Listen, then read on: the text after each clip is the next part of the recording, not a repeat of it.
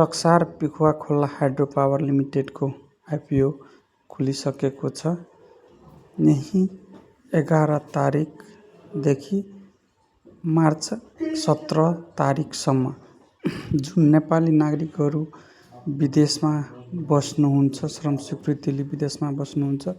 उहाँहरूको लागि 3,03,67 किता खुलेको छ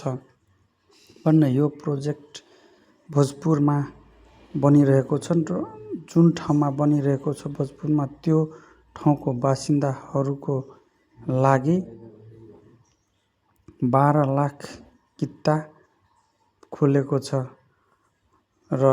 त्यहाँको बासिन्दाहरूको खुल्ने मिति नि फागुन 27 गतेदेखि चैत 1 गतेसम्म रहेको छ। जुन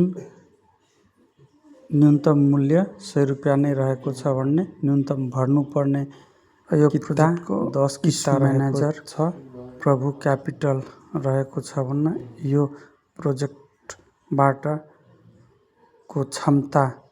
8 मेगावाट विद्युत उत्पादन गर्ने क्षमता रहेको छ। यसको रजिस्ट्रारको कार्यालय खिचापोखरीमा